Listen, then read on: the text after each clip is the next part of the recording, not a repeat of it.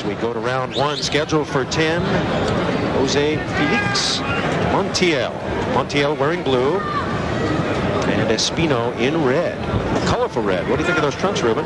Both fighters. Yes, those are snazzy. Very nice trunks. Once again, Espino is undefeated, 16 knockouts.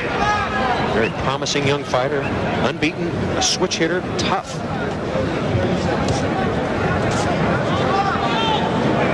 His counterpart, Montiel in blue, regarded as a very good prospect once upon a time.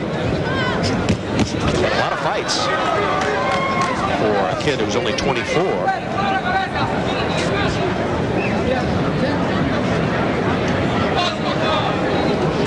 Both fighters very, very cautious here in round one. I've seen Espino train quite a bit. Chris, he trains out of the Resurrection Gym in East LA, and he's been working very hard. He works with some good fighters out there, Jaime Castillo and all the good little fighters out of Resurrection. He's in great shape. He stays in great shape. And they've done a remarkable job with this kid.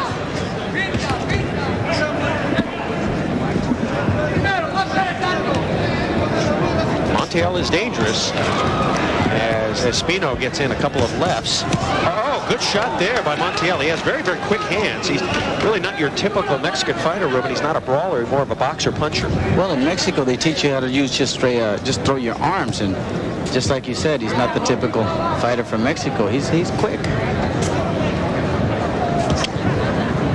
Not a brawler, won't run, but not real aggressive. He'll stay on the outside and try to pepper away, stay away from Espino. Espino in red, Montiel in blue. Certainly was. Knocked some pedal off those roses, didn't it? Don't get me started, Rick. Montiel getting the jab in. There was a good combination. Montiel managed by his father, Rudy. Former Mexican flyweight. You know, I don't know if that's a good idea. You know, father-son relationship. You start thinking with your heart instead of your head. So I never did think too much of that combination. A very cautious round one. Espino working to the body just a bit. And we'll be coming back to the Great Western Forum. More Budweiser Championship Boxing as round one comes to a close. Castillo, Jose Montiel in blue, Cecilio El Torito Espino, the little bull, in red. Espino is undefeated, 18-0.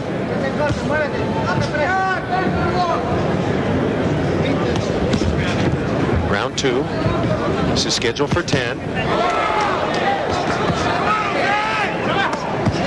Espino looks a little off to me. His timing seems a bit off. I know a couple of fights of his got canceled, Chris, so that might have got him a little stale. I know a number of people I talked to, his manager says, hey, he's going to be a Chiquita Gonzalez in the future or a Michael Carvajal. It's still a little too early for that, isn't it? Yes, it is. He's got a lot of fights. He's got a lot of knockouts. But he still has to get in there and mix it up with the big boys. Excellent punching power. Espino working to the body. And a good shot there by Espino. A left solidly right on the nose of Montiel. And Montiel could be a little in trouble. Oh, solid shot. Montiel got Espino. And so Espino, perhaps a little careless moving in. And some good counter punching by the suddenly okay Jose Montiel. And here comes Espino back. Round two. Great action. Oof. Right by Espino, and down goes Montiel. That was a tremendous short uppercut. What a fight, huh, Chris? So far, so good. Montiel is up. The fight continues. So both fighters landing solid shots, and Montiel hasn't taken a step backwards yet.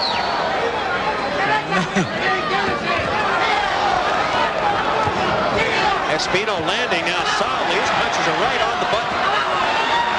Oh, here we go. And Montiel is in trouble.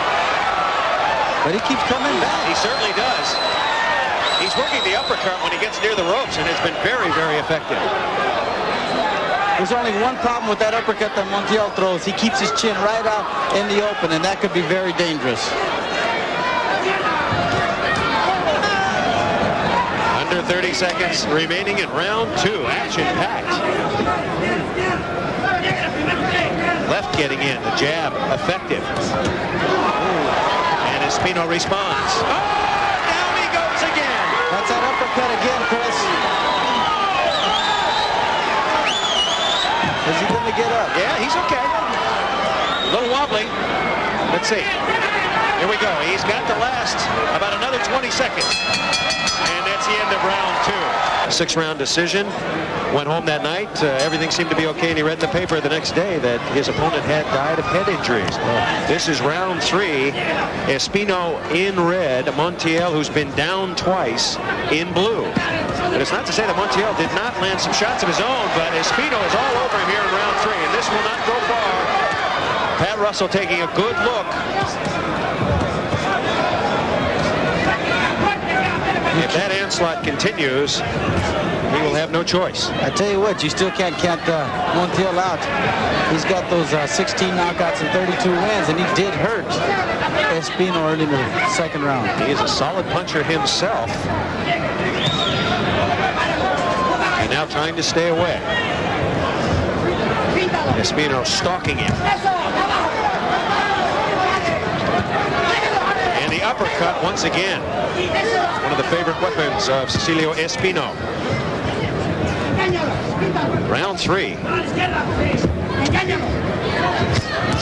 It says we're going 10, but somehow I don't have that feeling. I don't think either one of these two fighters want to go 10 rounds. They're throwing bombs for days. Montiel has to keep that jab out there to keep Espino off him. And Espino starting to bore in.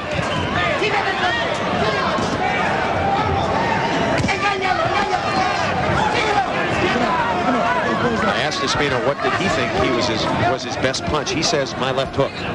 Yes, he's got a tremendous left hook to the chin, but that uppercut was unreal.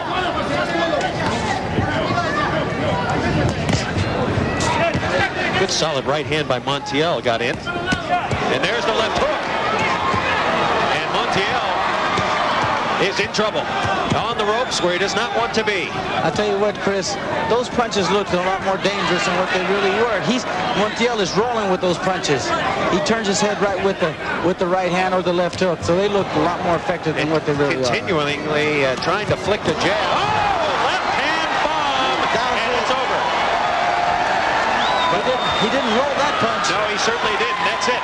Montiel jumps up like he wants to continue, and a joyous Cecilio Espino, the bull, little bull, does it again.